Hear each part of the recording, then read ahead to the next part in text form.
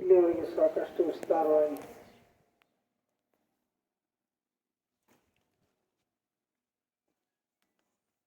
ಈ ಸಂಪ್ರದಾಯದ ಬದ್ದಲ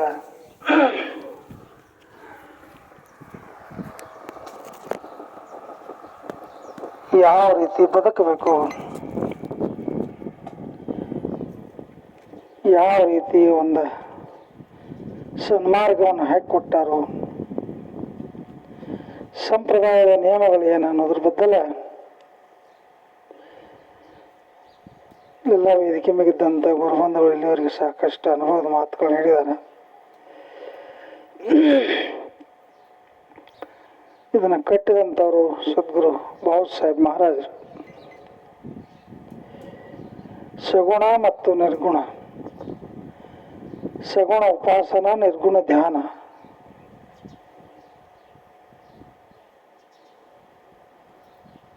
ಮಾನವ ಜನ್ಮ ದೊಡ್ಡದು, ಹಾನಿ ಮಾಡಲು ಬೇಡ ಉಚ್ಚಪ್ಪಗಳೇನ ಅನ್ನುವಂಗ ಅವರು ಜ್ಞಾನಿಗಳು ಮಾನವ ಜನ್ಮದ ಶ್ರೇಷ್ಠತೆಯನ್ನು ಅರಿಯುವ ಸಲುವಾಗಿ, ತಿಳ್ಕೊಳ್ಳೋ ಸಲುವಾಗಿ ವಿಶಾಲವಾದಂಥ ಸಂಪ್ರದಾಯವನ್ನು ಕಟ್ಟಿದ್ದಾರೆ.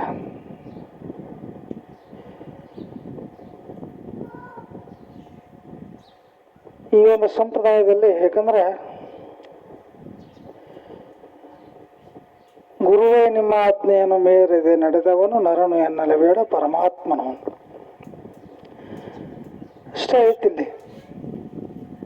ಗುರುವಿನ ಆಜ್ಞೆ ಯಾರು ಇರ್ತಾರೋ ಅವರನ್ನ ಜೀವನ್ ಮುಕ್ತನಾಗಿ ಮಾಡುದ ಈ ಸಂಪ್ರದಾಯದ ಮೂಲಗುರಿ. ಹಂಗ ಅವ್ರು ಗಿರಿಮಲ್ಲೇಶ್ವರ ಮಹಾರಾಜರು, ಏನಾಥ್ ಪ್ರಭು ಮಹಾರಾಜರು, ಶಿವಪ್ರಭು ಮಹಾರಾಜರು, ಆಗಿ ಹೋದಂತೆಲ್ಲ ಮಹಾಪುರುಷರು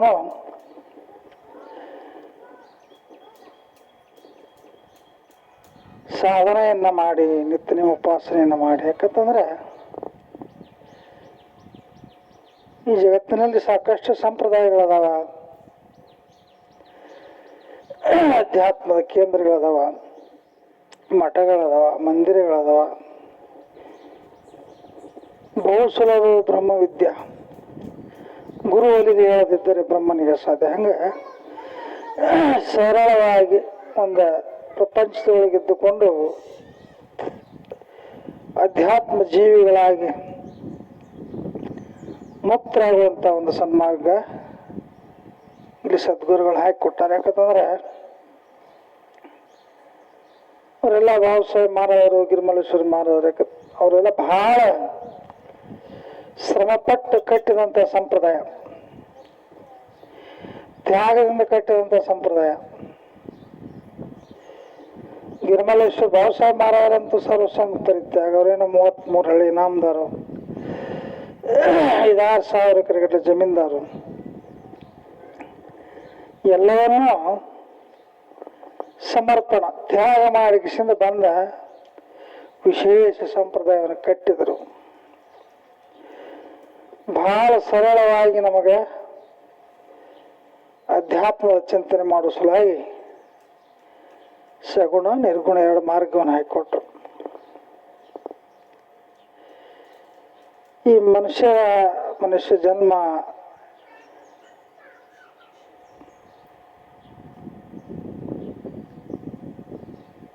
ಯಾಕಂದ್ರೆ ಹೇಳ್ತಾರಲ್ಲ ಅವ್ರು ಮಾನವ, ಮಹಾಮಾನವ, ದೇವಮಾನವ.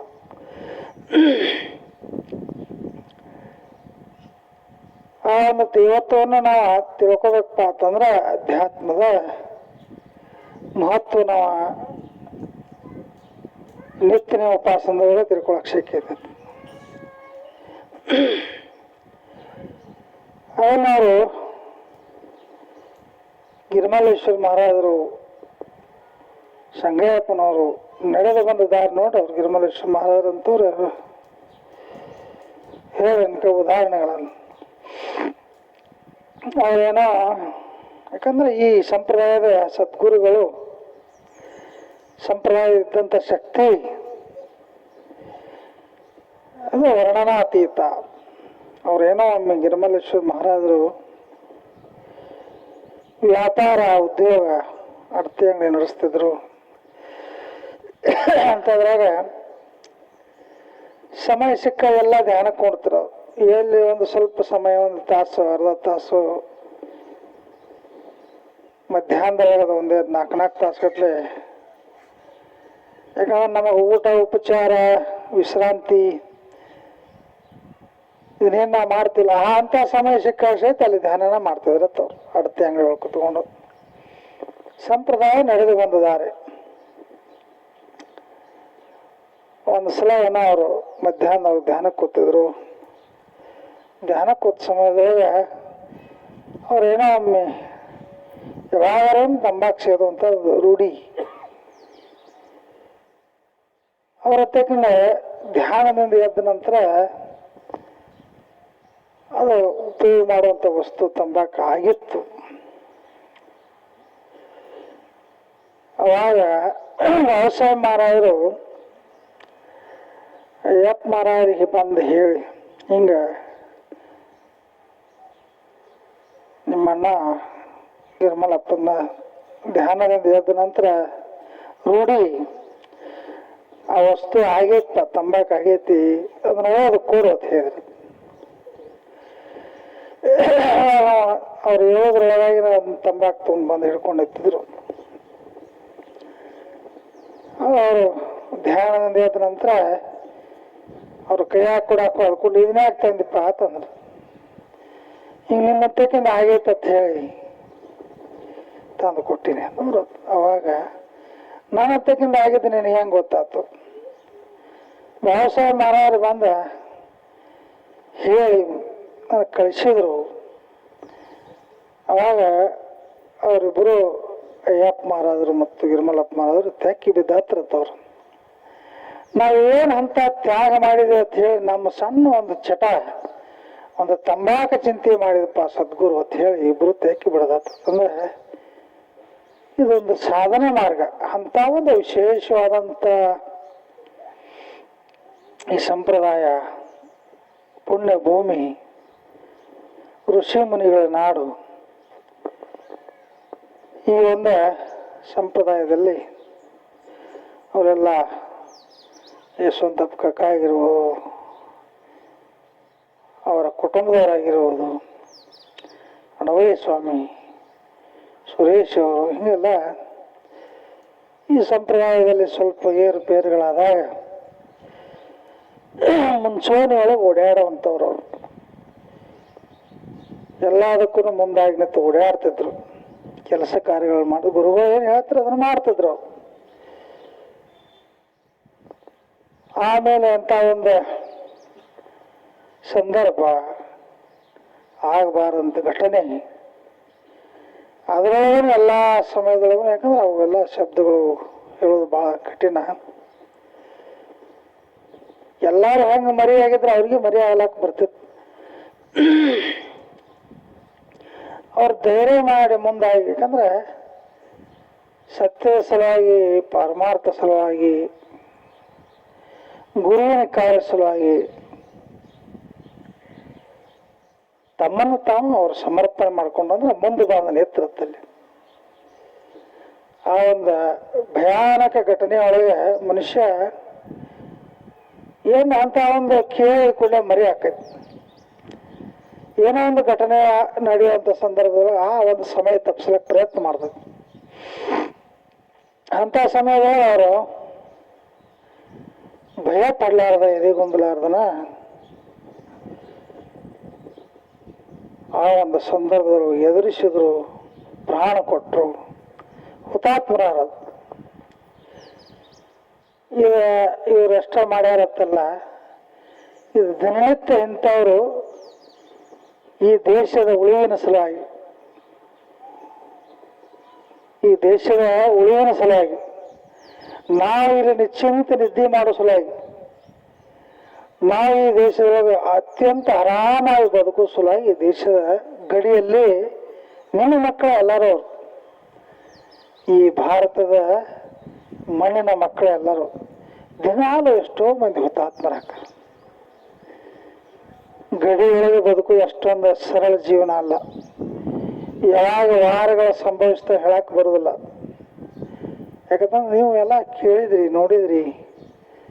ಪುಲ್ವಾಮಾದಂಥ ಒಂದು ಭಯಾನಕ ದಾಳಿ, 60 ಮಂದಿ ಸೈನಿಕರು, 60 ಮಂದಿ ಈ ದೇಶವನ್ನು ಕಾಯುವಂಥ ಸೈನಿಕರು ಕ್ಷಣದೊಳಗನ ಛಿದ್ರ ಆಗಿ ಹೋಗಿಬಿಟ್ರು. ಅಂತ ಒಂದು ಭಯಾನಕ ಘಟನೆಗಳು. ಅದು ದಿನನಿತ್ಯ ಇವತ್ತಾದ್ರೂ ಸಹಿತ ಇಂದುವರೆಗೂ ಕೆಲವೊಂದು ಏರಿಯಾಗಳದಾವ, ಬಾರ್ಡರ್ಗಳದಾವ. ಚೀನಾ ಬಾರ್ಡರ್ ಆಗಿರ್ಬೋದು, ಕಾಶ್ಮೀರದ ಕೆಲವೊಂದು ಏರಿಯಾದಾಗಿರ್ಬೋದು, ವಾಘಾ ಬಾರ್ಡರ್ ಅಂತ ಬರ್ತೈತೆ. ಯಾಕಂದ್ರೆ ಭಾರತದ ಪಾಕಿಸ್ತಾನದ ಅತ್ಯಂತ ಗಡಿ ಅಂದ್ರೆ ಅದು ಪಂಜಾಬದೊಳಗೈತಿ, ವಾಘಾ ಬಾರ್ಡರ್ ಐತಿ. ಆ ಗಡಿಯೊಳಗಾಗಿರ್ಬೋದು ದಿನಾಲು ಅತ್ಯಂತ ಕಟ್ಟೆಚ್ಚರದಿಂದ ಈ ದೇಶವನ್ನು ಸಂರಕ್ಷಣೆ ಮಾಡ್ತಾರೆ. ಅಂಥವ್ರು ಇನ್ನೂ ಅನೇಕ ಯಾಕಂದ್ರೆ ಆ ರೀತಿ ಅವರೆಲ್ಲ ಭಯ ಪಟ್ಕೊಂಡು ಅಂಜಿ ಎಲ್ಲರ ಆಡ್ಕೊಂಡು ಕೂತ್ರೆ ನಾವೆಲ್ಲ ಉಳಿಲಕ್ಷಕ್ಕಿತ್ತು. ವಿರುದ್ಧ ದೇಶದವರು ದಂಡೆತ್ತಿ ಮ್ಯಾಗ ಬರ್ತಾರೆ. ಈಗ ನಾವೆಲ್ಲ ಭಾಳ ನಿಶ್ಚಿಂತೆಯಿಂದ ಭಾಳ ಆರಾಮಾಗಿದ್ದೀವಿ ಅಂತ ನಾವು ತಿಳ್ಕೊಂಡಿರ್ಬೇಕು. ಯಾಕಂದ್ರೆ ನೋಡ್ರಿ, ಜಗತ್ತಿನೊಳಗೆ ಎಲ್ಲೇ ಅಂಥ ಘಟನೆಗಳು ನಡೆದ್ರೆ ಸಹಿತ ಎಲ್ಲ ದೇಶಕ್ಕೂ ಬಿಸಿ ಮುಟ್ತೈತಿ. ಇರಾನ್ ಮತ್ತು ಅಮೇರಿಕ ಈಗ ಸದ್ಯ ಅದೇನೋ ಒಂದು ಸ್ವಲ್ಪ ಸಮಯ, ಮತ್ತೊಂದು 15-20 ದಿವಸದ ಹೊತ್ತು, ಒಂದು ತಿಂಗಳವರೆಗೇನೋ ಬಂದಿತ್ತು ಯುದ್ಧ ಹೊಂದಾಣಿಕೆ ಮೇಲೆ. ಈಗ ಮತ್ತೆ 3-4 ದಿವಸ ಹೊತ್ತು ಮತ್ತೆ ಭಯಾನಕ ಯುದ್ಧಗಳು. ಅಲ್ಲಿ ದಿನಾಲು ಇಷ್ಟ ಮಂದಿ ಸಾಯ್ತಾರಂತ ಲೆಕ್ಕ ಸಿಗಂಗಿಲ್ಲ ನಮಗೆ. ಸಾವು ನೋವುಗಳ ಸಂಖ್ಯೆ ಸಾಕಷ್ಟು. ಒಂದು ದೇಶದತ್ತಲ್ಲ, ಇರಾನದವ್ರು ದಾಳಿ ಮಾಡಿದಾಗ ಅಮೇರಿಕನ್ರು ಸಾಯ್ತಾರು, ಅಮೇರಿಕದವ್ರು ದಾಳಿ ಮಾಡಿದಾಗ ಇರಾನ್ರು. ಸಂಪತ್ತಂತೂ ಸಾವಿರಾರು ಕೋಟಿ ಲಕ್ಷ ದಿನನಿತ್ಯ. ಇವೆಲ್ಲ ಎಂತೆಂಥ ಘಟನೆ. ಯಾಕಂದ್ರೆ ಒಂದೊಂದು ಶಬ್ದಗಳು ಒಂದೊಂದು, ಯಾಕಂದ್ರೆ ಈಗ ಅವರು ದಾಳಿ ಮಾಡೋ ಒಂದು ಪದ್ಧತಿ ಯಾಕಪ್ಪ ಅಂತಂದ್ರೆ, ಇರಾನದವ್ರಿಗೆ ಅಣ್ವಸ್ತ್ರವನ್ನು ತಯಾರು ಮಾಡಬೇಡ್ರಿ ಅಂತ ಹೇಳಿ ಅಮೇರಿಕಾದವ್ರು ಒಂದು ದಿಗ್ಬಂಧನ. ಅದಕ್ಕೆ ಅವರು ಒಪ್ಪಾಗ್ತಾ ಇರಲಿಲ್ಲ. ಅಂಥವರಿಂದ ಇಷ್ಟು ಅಂದ್ರೆ ಅಮಾಯಕರ ಸಾವು. ಮತ್ತು ಈ ಮಿಲಿಟರಿ ಕೆಲಸ ಮಾಡೋರೆಲ್ಲ ಅಮಾಯಕರು. ಆದ್ರೂ ಸಹಿತ ದೇಶದ ಸಲುವಾಗಿ, ದೇಶದ ರಕ್ಷಣೆಗಾಗಿ, ದೇಶದ ಒಂದು ಹಿತದೃಷ್ಟಿಯಿಂದ ಅವರೆಲ್ಲ ಅಲ್ಲಿ ಹುತಾತ್ಮನ ಆಗಲಾಗ್ತಾರೆ. ಅಷ್ಟು ದಿನನಿತ್ಯ ಸಾವಿರಾರು ಜನ, ಬೆಳ್ಳೆ ಅಂಟು ಎನಿಸೋಟಲ್ಲ, 5 ಜನ 10 ಜನ 20 ಜನ ಅಲ್ಲ, ದಿನನಿತ್ಯ ಸಾವಿರಾರು ಜನ ಇಂಥವು ಎಷ್ಟೋ ಮಂದಿ ಸಾಯಲಾಗ್ತಾರೆ. ಹಂಗೆ ಸ್ವಲ್ಪ ಏನೋ ತಪ್ಪಪ್ಪ ಅಂತಂದ್ರೆ ಇಂಥ ಒಂದು ಭಯಾನಕ ದೇಶದ ಮೇಲೆ ಆ ಒಂದು ಯುದ್ಧದ ಬಿಸಿ ನಮ್ಮ ರಾಷ್ಟ್ರಗಳೆಲ್ಲ ಈ ಭೂಮಂಡಲಕ್ಕನ ತಟ್ಟೈತದ. ಎಲ್ಲ ಬಂಧನ ಆಗಿಬಿಡ್ತದೆ. ಡೀಸೆಲ್, ಪೆಟ್ರೋಲ್, ಗ್ಯಾಸ್, ಹಿಂಗೆ ಸ್ವಲ್ಪ ಏರುಪೇರುಗಳಾದತ್ತಂದ್ರೆ, ವ್ಯತ್ಯಾಸಗಳು ಬಂದು ಅಂತಂದ್ರೆ ಅಂಥದ್ರೊಳಗೆ ಇಂಥ ಎಲ್ಲ ಘಟನೆಗಳು ನಡೀತಾವ. ಆ ರೀತಿ ಅವರೆಲ್ಲ ತಮ್ಮ ಜೀವನದ, ನಾವು ಹೆಣ್ಣು ಮಕ್ಕಳು, ನಮ್ಮ ಪ್ರಪಂಚ, ನಮ್ಮ ಸಂಪತ್ತು, ನಮ್ಮ ಸಿರಿ, ನಮ್ಮ ಬದುಕು ಅನ್ಲಾರ್ದನ ಅವ್ರ ಮುಂದೆ ನಿಂತು ಅವರೆಲ್ಲ ಒಂದು ಪೂರ್ಣ ಯೋಜನೆ ಇಟ್ಕೊಂಡು ಬಂದಂಥವ್ರು. ಅವ್ರ ಜೊತೆಗೆ ಬೆರಗೈಲಿ ಹೋಗಿ ಅವ್ರ ಎದುರಿಗೆ ನಿಂತು ತಮ್ಮ ಪ್ರಾಣ ಕೊಟ್ಟು ಸಂಪ್ರದಾಯವನ್ನು ಒಂದು ಸುರಕ್ಷಿತವಾಗಿ ನೋಡ್ರಿ. ಅವರೆಲ್ಲ ಎಲ್ಲ ಘಟನೆಗಳು ನೆನೆಸ್ಕೊಂಡ್ರೆ ಭಯಾನಕ. ಇಂಥ ಒಂದು ಪುಣ್ಯ ಭೂಮಿ, ತಪೋಭೂಮಿ, ಬಾಬಾಸಾಹೇಬ್ ಮಹಾರಾಜರಂಥವ್ರು ಸಾಧನೆ ಮಾಡಿದಂಥ ಜಾಗ, ಗಿರಿಮಲ್ಲೇಶ್ವರ ಮಹಾರಾಜರಂಥವ್ರು ಧ್ಯಾನ ತಪಸ್ಸರು ಮಾಡಿದಂಥ ಪುಣ್ಯಭೂಮಿ ಒಳಗೆ ಇಂಥ ಕೆಟ್ಟ ಕಾರ್ಯಗಳು ನಡೀತಾವೆ, ಕುಕೃತ್ಯಗಳು ನಡೀತಾವ ಅಂತಂದ್ರೆ ಊಹಿಸಲ್ಲ ಸಾಧ್ಯ, ಕಲ್ಪನಾ ಮಾಡ್ಲಿಕ್ಕೂ ಶಕ್ಕಿಲ್ಲ.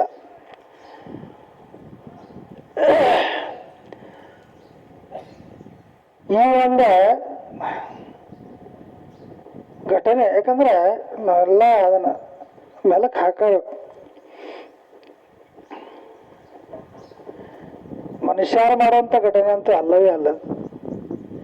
ಮನುಷ್ಯರಿಗಿಂತ ಬುದ್ಧಿಜೀವಿಗಳು ಯಾವ ಮಾತು ಬೇರೆ, ಮನುಷ್ಯರಿಗೆ ಸಹಿತ ಇಂಥ ಕೆಟ್ಟ ಕಲ್ಪನೆಗಳು ಬರಕ್ಕೆ ಸಿಕ್ಕಿಲ್ಲ. ಅಂತ ಒಂದು ಈಗೆಲ್ಲ ಜಗತ್ತಿನೊಳಗೆ ವಿಚಿತ್ರಕ್ಕೆ ಹೇಳ್ತಾರಲ್ಲ, ಕಾಣದೆ ಕಣ್ಣಿರಿ ಬರೀತ ತಾಳ ನಾಟಕವೆಲ್ಲ ಬದಲದು. ಎಷ್ಟೋ ಜನ ಈ ಬೆಂಗಳೂರಲ್ಲಿ ಇರ್ಲಾಕ ಮನಿ ಕೊಟ್ರೆ, ಅನ್ನ ನೀರ ಕೊಟ್ರೆ ಆ ಮನೆಯೊಳಗೆ ಅವ್ರನ್ನ ಅದೇ ಮನೆಯ ಮಂದಿನ ಕೊಂದು ಆ ಇಡೀ ಆಸ್ತಿ ಲೂಟಿ ಮಾಡುವಂಥ ಪ್ರವೃತ್ತಿ ಬೆಳೆದು ಬಿಟ್ಟದೆ. ದಿನನಿತ್ಯ ನಡೀತಾವೆ ಬೆಂಗಳೂರಿಂದ. ನಾವು ಇದನ್ನ ನೋಡ್ತೀವಿ ಮಾಧ್ಯಮದೊಳಗೆ. ವಯಸ್ಸಾದ ನಂತರ ಅವ್ರ ಮಕ್ಕಳೆಲ್ಲ ವಿದೇಶಕ್ಕೆ ಹೋಗಿರ್ತಾರೆ, ತಾಯಿ ತಂದಿನ ಬಿಟ್ಟು ಹೋಗಿರ್ತಾರೆ. ಅವ್ರು ಜೋಪಾನ ಮಾಡಕ್ಕೆ ಒಬ್ಬರ ಮ್ಯಾಗ ನಂಬಿಕೆ ಇಟ್ಕೊಂಡು ಆಸ್ತಿ ಅವ್ರ ಕೈಗೆಲ್ಲ ಅವ್ರಿಗೆ ಅನ್ನ ನೀರು ಉಪಚಾರ ಮಾಡೋದು ಕೊಟ್ಟು ಹೋಗಿರ್ತಾರೆ. ಆ ಸಂಪತ್ತಿನ ಮೋಹದ ಸಲುವಾಗಿ ಅದನ್ನು ಉಪಯೋಗ ಮಾಡ್ಕೋಬೇಕು ಅಂತ ಈ ಸಂಪತ್ತನ್ನು ನಾವು ಉಪಯೋಗ ಮಾಡ್ಕೋಬೇಕು, ಇದರ ಅಧಿಕಾರ ನನಗೆ ಸಿಗಬೇಕು, ಈ ಒಂದು ಆಸೆ ವ್ಯಾಮೋಹಕ್ಕೆ ಒಳಗಾಗಿ ಯಾರನ್ನ ನೀರ ಕೊಟ್ಟಾರಲ್ಲ ಅವರನ್ನು ಕೊಲೆ ಮಾಡುವಂಥ ಪ್ರವೃತ್ತಿ ಇದು ಮನುಷ್ಯರಿಂದ ಆಗತಕ್ಕಂಥದ್ದಲ್ಲ.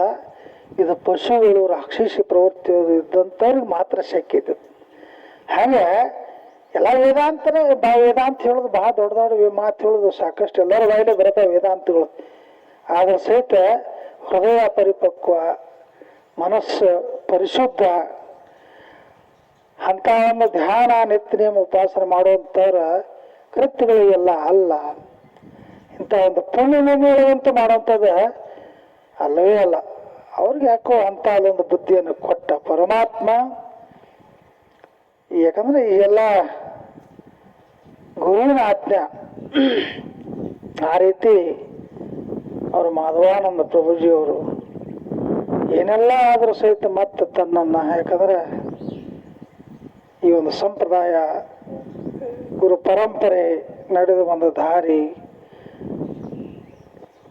ಎಲ್ಲ ಹೊರಗಿನ ಜಗತ್ತಿನ ಹೊರಗಿನ ಮಠಾಧೀಶರು ಸ್ವಾಮಿಗಳು ಇದನ್ನ ಹುಬ್ಬಿ ಕೈ ಹಚ್ಚಿ ನೋಡುವಂಥ ಸಂಪ್ರದಾಯ.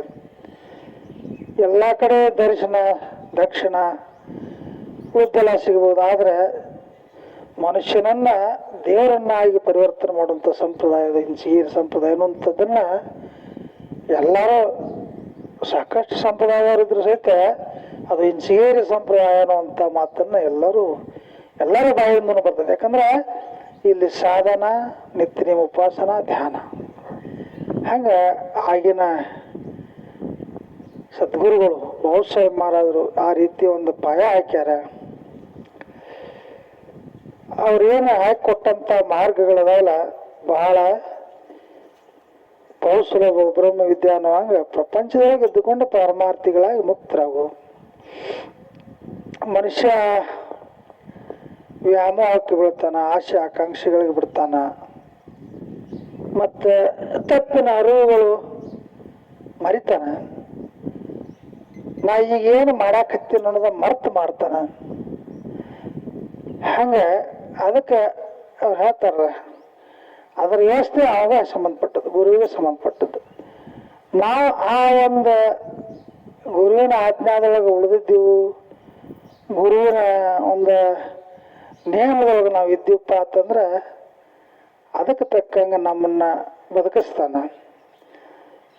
ಅವನ ಆಜ್ಞಾ ಪರಂಪರೆ, ಸಂಪ್ರದಾಯದ ಗುರು ಪರಂಪರೆ ನಿಯಮಾದಿಗಳಿಂದ ನಾವು ಹೊರತುಪಟ್ಟು ನಡಿಲಾಗ್ತಿದ್ದೀವಿ ಅಂದ್ರೆ ಅದೇನತ್ತಾರಲ್ಲ, ಬೆಕ್ಕ ಕಣ್ಣು ಮುಚ್ಚಿ ಹಾಲು ಕೊಡ್ದಂಗತ್ತಾರಲ್ಲ, ಹಂಗ ಅದ ಕಣ್ಣು ಮುಚ್ಚಿ ತಾನ ಕಣ್ಣು ಮುಚ್ಚಿ ಕುಡ್ದಿರ್ತೈತಿ. ಕರೆ ನಾನು ಯಾರು ನೋಡಿಲತ್ತಿರ್ತೈತಿ ಅದ. ಹಂಗ ನಮ್ಮ ಬಾಳೆನೂ ಹಂಗ ನಡೆದೈತಿ, ನಮ್ಮ ಬಾಳೆನೂ ಹಂಗ ನಡೆದೈತಿ. ಆದ್ದರಿಂದ ಈ ಒಂದು ಪರಂಪರೆ, ಗುರು ಪರಂಪರೆಯಲ್ಲಿ ಈ ಎಲ್ಲ ನಡೆದು ಬಂದು ಬಹುಶಃ ಮಹಾರಾಜರು, ಗಿರಿಮಲೇಶ್ವರ ಮಹಾರಾಜರು ಮಾಡಿದಂಥ ತಪಸ್ಸರ ಶಕ್ತಿ ಬಹಳ ಅಗಾಧವಾದದ್ದು. ನಾವೆಲ್ಲ ಈ ಒಂದು ಸಂಪ್ರದಾಯದಲ್ಲಿ ಬದುಕುವಂಥ ಜೀವಿಗಳೆಲ್ಲ ಸಾಧನೆಯನ್ನು ಮಾಡಬೇಕು, ಜೀವನ್ಮುಕ್ತರಾಗಬೇಕು, ಆತ್ಮಾನ ಅನುಭವವನ್ನು ಪಡ್ಕೋಬೇಕಂತ ಹೇಳಿ ಈ ಒಂದು ಸಂಪ್ರದಾಯ. ಯಾಕಂದ್ರೆ ಗುರುಕುಲದೊಳಗೆ ಕಲಿಸ್ತಿರ್ತಾರಲ್ಲ, ಶಾಲೆ ಎಲ್ಲ ಕಲಿಸ್ತಾರ. ಆಗಿನ ಟೈಮ್ದಾಗ ಋಷಿಮುನಿಗಳು ಯುದ್ಧ ಯುದ್ಧದ ಶಸ್ತ್ರವಿದ್ಯೆ, ಆಮೇಲೆ ಧ್ಯಾನ ಬಲ, ಹೀಗೆ ಎಲ್ಲ ಥರದ ವಿದ್ಯೆಯನ್ನು ಕಲಿಯೋ ಸಲುವಾಗನೇ ಇಂಥ ಒಂದು ವಿಶೇಷವಾದ ಸಂಪ್ರದಾಯದ ಬಾಬಾ ಸಾಹೇಬ್ ಮಹಾರಾಜರು ಕಟ್ಟಾರೆ. ಯಾಕಂದ್ರೆ ನೋಡ್ರಿ, ಎಲ್ಲ ಮಾಡಿದಂಥ ಅವರು ಮಹಾಪುರುಷರು ಎಲ್ಲ ಥರ ಕೃಷಿ, ಒಕ್ಕಲತನ, ಆಮೇಲೆ ಭಜನೆ, 4 ವೇಳೆ ಭಜನೆ, ಪೂಜಾ, ಸಾಧನಾ ಮಾರ್ಗ ಅಂದ್ರೆ ಧ್ಯಾನದ ಮಾರ್ಗವನ್ನು ಸಗುಣ ನಿರ್ಗುಣ ಎಲ್ಲನೂ ಹಾಕಿಕೊಟ್ಟಾರೆ ನಮಗೆ. ಅವ್ರು ಹೇಳ್ತಾರೆ, ದಾಸೋಹದ ಮುಖಾಂತರ ಚಾಲತಾ ಬೋಲ್ತಾ ದಂಧ ಕರಿತಾ ಖಾತಾ ಜೀವಿತ ಸುಖಿ ಹೋತಾ ನಾನಾ ಉಪಭೋಗ ಭೋಗಿತ ನಾ ಮಿಶ್ರಣೆ. ನೀ ಯಾವ ಕೆಲಸದೊಳಗಿದ್ರು ಸಹಿತ ಸುಮ್ಮನೆ ಧ್ಯಾನ ಮಾಡ್ತಾ ಕೆಲಸ ಮಾಡು. ಭಜನೆ, ಧ್ಯಾನ, ನಿತ್ಯ ನಿಯಮ ಈ ಮನುಷ್ಯನಿಗೆ ಜೀವನದಲ್ಲಿ ಕೊನೆಗಟ್ಟು ಏನಪ್ಪಾ ಅಂತಂದ್ರೆ ಜೀವನ್ ಮುಕ್ತಿ. ಈ ಹುಟ್ಟು ಸಾವುಗಳು ಸಹಜ ಅಲ್ಲ. ಎಲ್ಲ ಯಾಕಂದ್ರೆ ನೋಡಿ, ಸಾಕಷ್ಟು ದುರ್ಮರಣಗಳು ಭೂಮಿ ಮೇಲೆ, ಯಾಕಂದ್ರೆ ಅತಿ ಹೆಚ್ಚು ಸಣ್ಣ ಸಣ್ಣ ವಿಷಯ ಸಲುವಾಗಿ, ಸಣ್ಣ ಸಣ್ಣ ಕಾರಣ ಸಲುವಾಗಿ. ಒಂದು ಹೊಲ ಸೀಮೆ ನ್ಯಾಯ ಬತ್ತಪ್ಪ ಅಂತಂದ್ರೆ ಅಲ್ಲಿ ಜಗಳಾಡಿ, ನೀವು ಮನೆ ನೋಡ್ರಲ್ಲ, ಇಲ್ಲೆಲ್ಲ ಕೆಲವೊಂದು ಕಡೆ ಆಗೈತೆ ಚಡ್ಚನ ಭಾಗದಾಗ ಒಂದು ಭೂಮಿ 6 ಮಂದಿ ಜಾಗದ ಮ್ಯಾಗ ಪ್ರಾಣಿಗಳು ಬಲೆ ಕೊಟ್ಟಂಗ ಹೊಡೆದ್ಕೊಂಡ್ಬಿಟ್ರು. ಅಂದ್ರೆ ವಿಕೃತಿ ಮನಸ್ಸು. ಇದೆಲ್ಲ ವಿಕೃತಿ ಎದರಿಂದ ಆಕೈತಂದ್ರೆ, ವಿಕೃತಿ ಮನಸ್ಸು ಎದರಿಂದ ಇರ್ತೈತ ಅಂತಂದ್ರೆ ಅವನಲ್ಲಿ ಯಾವ ಬಲನೂ ಇರಂಗಿಲ್ಲ. ಧ್ಯಾನದ ಬಲ ಇರಂಗಿಲ್ಲ, ಅಧ್ಯಾತ್ಮದ ಬಲ ಇರಂಗಿಲ್ಲ. ಅಂಥವ್ರಲ್ಲಿ ವಿಕೃತಿ ಮನಸ್ಸುಗಳಿರ್ತಾವ. ಅದರಿಂದ ಈ ಒಂದು ಪರಂಪರೆಯೊಳಗೆ ಬೆಳೆದದ್ದ ನಾವಿದ್ರೆ ನಮ್ಮಲ್ಲಿ ಸಾತ್ವಿಕ ಗುಣ, ಸಾತ್ವಿಕ ಹೃದಯ, ಸಾತ್ವಿಕ ಮನಸ್ಸು ಅದು ಬಳಿ ಲಕ್ಷ್ಯಕ್ಕೆ ಆಕೈತಿ. ಅದಕ್ಕೆ ಅವಶ್ಯಕತೆ ಧ್ಯಾನ ಮತ್ತು ಅಧ್ಯಾತ್ಮದ ಭಜನೆ, ಕೀರ್ತನ, ಈ ಒಂದು ಅಧ್ಯಾತ್ಮದ ಜೀವನ. ಆದ್ದರಿಂದ ಅವರೆಲ್ಲ ಈ ಒಂದು ಸಂಪ್ರದಾಯದ ಸಲುವಾಗಿ, ಸಂಪ್ರದಾಯದ ಏಳಿಗೆ ಸಲುವಾಗಿ, ಸಂಪ್ರದಾಯದ ಉಳಿವಿನ ಸಲುವಾಗಿ, ಆ ದೇವರ ಕಾರ್ಯ ಸಲುವಾಗಿ ತಾವು ಅಂಜಲಾರದ, ಎದಿಗೊಂದಲಾರದನ್ನ ಬಂದು ನಿಂತು ಆ ಹೋರಾಟದಲ್ಲಿ ಮುಂಚೂಣಿಯೊಳಗೆ ಬಂದು ತಮ್ಮ ಪ್ರಾಣವನ್ನು ತೆತ್ತಾರ. ಅಂದ್ರೆ ಅಮರರಾಗ್ಯಾರ, ಹುತಾತ್ಮರಾಗ್ಯಾರ. ಅವರ ಒಂದು ಪುಣ್ಯಾರಾಧನೆ ಸ್ಮರಣಾರ್ಥಿ ಇವತ್ತು ನೋಡ್ರಿ, 29ನೇ ಪುಣ್ಯಾರಾಧನೆ. 29 ವರ್ಷ ಎಷ್ಟು ಒಟ್ಟು 4-5 ದಿನ ಆದರತ್ತೆ ಆಗಿಬಿಟ್ಟೈತಿ. ಆಯುಷ್ಯ ಹೆಂಗೆ ದಾಟ್ತೈತೆ ಹೇಳಕ್ ಬರೋದಿಲ್ಲ, ಸಮಯ ಹೆಂಗೆ ದಾಟ್ತೈತೆ ಹೇಳಕ್ ಬರೋದಿಲ್ಲ, ಬದಲಾವಣೆಗಳು ಹೆಂಗೆ ಹಾಕ ಹೇಳಕ್ ಬರೋದಿಲ್ಲ. ಏನೇನೇನೋ ಕಲ್ಪನೆ ನಾವು ಹೇಳ, ಯಾಕಂದ್ರೆ ಅದು ಘಟನೆ ಆದ ನಂತರ ಎಲ್ಲಿವರೆಗೂ ದಿನಾಲು ಒಂದು ಥರದ ವಿಚಾರಗಳನ್ನ ಬೇರೆ, ದಿನ ಒಂದು ಥರ, ದಿನ ಒಂದು ಹಂಗೆ ಹಾಕೈತಿ, ಹಿಂಗೆ ಹಾಕೈತಿ, ಹಾಕೈತಿ, ಇದಾಕೈತಿ, ಕೊನೆಗೆ ಇಲ್ಲಿಗೆ ಬಂದು ನಿಂತೈತಿ. ಆದ್ದರಿಂದ ಅವ್ರೇನು ಗುರುಗಳು ಆಜ್ಞಾ ಮಾಡಿರ್ತಾರಲ್ಲ, ಸಾಧನ ಮಾರ್ಗ, ಸಂಪ್ರದಾಯದ ನಿಯಮ, ಈ ಒಂದು ಮಾರ್ಗದೊಳಗೆ ನಾವು ಎಲ್ಲರೂ ಸರಿಯಾಗಿ ಲಕ್ಷ್ಯ ಕೊಟ್ಟು ದಿನಾಲು ಒಮ್ಮೆ ನೆನಪು ಮಾಡಬೇಕು. ನಾವು ಈ ಸಂಪ್ರದಾಯ ಗುರುಗಳು ಹಾಕಿಕೊಂಡಂಥ ಸನ್ಮಾರ್ಗ, ಇಲ್ಲಿ ಯಾವ ನಿಯಮದೊಳಗೆ ಬದುಕಬೇಕು ಅನ್ನೋದು ದಿನಾಲು ಒಮ್ಮೆ ನೆನಪು ಮಾಡ್ಕೊಳ್ಳೋದು. ನಾವು ಯಾವ ರೀತಿಯಿಂದ ಬದುಕೋಲಿಕ್ಕೆ ಅದ್ರ ಸಹಿತ ನೆನಪು ಮಾಡ್ಕೊಳ್ಳೋದು ಬಹಳ ಅವಶ್ಯಕತೆ ಐತಿ. ಬಹಳ ಕಷ್ಟಪಟ್ಟು ಸಂಪ್ರದಾಯವನ್ನು ಕಟ್ಟಿದಾರೆ. ನಾವೆಲ್ಲ ಆಗಿನ ನಾವು ಭಾಳ ಸಣ್ಣವ್ರಿದ್ದಾಗ ಇಲ್ಲೆಲ್ಲ ಎಂಥ ಕಷ್ಟ ಅಂದ್ರೆ, ಯಾಕಂದ್ರೆ ಸ್ವತಂತ್ರ ಪೂರ್ವದೊಳಗೆ ಹಿಡ್ಕೊಂಡು ಇಲ್ಲಿ ಹೋರಾಟನ, ಸ್ವಾತಂತ್ರ್ಯ ಪೂರ್ವದೊಳಗೆ ಸಹಿತ ಹೋರಾಟ. ಇಲ್ಲೆಲ್ಲ ಈ ಒಕ್ಕಲತನ ವಗೇರೆ ನಡೆಸ್ಬೇಕಾತಂದ್ರೆ ಕೆಲವೊಂದು ಕಡೆ ಈ ಕಡೆ ಎಲ್ಲ ಕೋಜನವಾಡಿ, ಕೊಟ್ಟರಿಗೆ ಭಾಗದ ಮಂದಿ ಬಂದು ಇಲ್ಲೆಲ್ಲ ಸೇವೆ ಮಾಡೋಂತಾಗ ಬ್ರಿಟಿಷ್ ಪೊಲೀಸರು ಬಂದು ಹಿಡಿದು ಬಡವ್ರ ಅವ್ರ ದೇವರ ಅಥವಾ ಅವ್ರ ಜೊತೆಗಿದ್ದಂಥವ್ರಿಗೆ ಇಲ್ಲಿ ಬರ್ಲಾಕ ಆಸ್ಪದ ಇದ್ದಿದ್ದಿಲ್ಲ. ಅವರೆಲ್ಲ ಭಾರಿ. ಅವಾಗ ಕೆಲವೊಂದು ಜನ ಒಕ್ಕಲ್ತನ ಮಾಡ್ತಿದ್ವಿ, ನಾವೆಲ್ಲ ಮೇಲಕ್ಕೆ ಹಾಕೋಬೇಕು ಇದನ್ನು. ಅವ್ರು ಎಲ್ಲೇ ಅಕಸ್ಮಾತ್ ತಪ್ಪಿಸ್ಕೊಂಡು ಹೋಗುವ ಗಿರಗಾಯ ಒಳಗೆ ಸಿಕ್ಕ ಅವ್ರ ರಾಮಣ್ಣ ಮುತ್ಯ, ಬಸವಣ್ಣ ಮುತ್ಯ ಅವರು ಒಂದು 8-10 ಮಂದಿನ ಹಿಡಿದ್ರತ್ತಲ್ಲಿ ಬ್ರಿಟಿಷ್ ಪೊಲೀಸರು. ಅಲ್ಲಿ ಚೌಡಿ ಹಾಕಿ ಮನಗಂಡ ಬಡದ್ರತ್ ಹಂಗಾಲ್ ರಾತ್ರಿ ಬೆಳಗಾನ ಬಡದ ಕೂಡಲೇ ಮುಂಜಾನೆ ಅವರು ಪೊಲೀಸ್ ಪಾಟ್ಲ ಅವರು ಇರ್ತಿರ್ತಾರ ಅವರೆಲ್ಲ ನಾವು ದೇವ್ರಿಗೆ ಬಂದಿದ್ದೀವಿ ನಾವು ಊರಿಗೆ ಹೋಗ್ತೀವಿ ನಮ್ಮನ್ನು ಬಿಟ್ಟು ಬಿಡ್ರ ತಂದ್ರಿ ಬಿಡ್ತಾರೋ ಅಂತ ಹೇಳಿ ಅವ್ರಿಗೆ ಕಲಿಸಿರತ್ತ ಅಲ್ಲಿ ಕೆಲವೊಂದು ಮಂದಿ ಹಿಂಗಂದ್ರೆ ನೀವು ಬಿಡ್ತಾರೆ ನಿಮ್ಗೆ ಏನು ಮಾಡಂಗಿಲ್ಲತ್ತೆ ಈಗೇನು ಇವರು ಹುತಾತ್ಮರಾಗೆಲ್ಲ ಹಂಗೆ ಇದು ಅವರ ಮನಗಂಡ ಮೇಲೆಲ್ಲ ಹಣ್ಣಂಗೆ ಬಡಿಸ್ಕೊಂಡ ಅವಾಗ ಅವ್ರಿಗೆ ಕಲಿಸ್ತಿದ್ರು ಅವ್ರು ನಮ್ಮನ್ನು ಬಿಡ್ರಿ ನಾವು ಊರಿಗೆ ಹೋಗ್ತೀವಿ ನಾವು ಏನು ಇನ್ನೇನು ಇಲ್ಲಿ ನಿಂದ್ರಂಗಿಲ್ಲ ಮಠಕ್ಕೆ ಬರಂಗಿಲ್ಲ ಅತ್ತೆ ಹಿಂಗಂದ್ರೆ ನಿಮ್ಗೆ ಬಿಡ್ತಾರೋ ಬಿಡ್ರಿ ಅಂತೇಳಿ ಕಲಿಸ್ತಿರತ್ತವ್ರು ಅವ್ರು ಕೇಳಿಕೊಳ್ಳ ಅವ್ರ ಏನತ್ತಿರತ್ತ ನೀವು ಬಿಟ್ರೆ ನಾವು ಮಾತು ಮಠಕ್ಕೆ ಹೋಗಾರ್ದು ನೀವು ನಾವು ಬಿಟ್ರೆ ನಾವು ಮಾತು ಅಲ್ಲಿ ಹೋಗಾರ ಮಾತು ಮಠ ಸೇವನ ಮಾಡೋರ ಹಾಗೆ ಇವ್ರ ಹುತಾತ್ಮರಾಗ್ಯಾರ ಆ ಮಾತು ಬೇರೆ ಇದ್ರ ಮಾತು ಇದನ್ನ ಮಾಡೋರ ಇದ ಸೇವನ ಮಾಡೋರ ಅಂದ್ರೆ ಅವ್ರು ಹುತಾತ್ಮರಾಗಿಲ್ಲ ಇದ್ದಂಗೆ ಹತ್ತು ನಾವು ನೀವು ತಿಳ್ಕೊಂಡು ಅಲ್ಲಿ ಎರಡು ಮಾತು ನಮಗಿಸ್ತೀವಿ.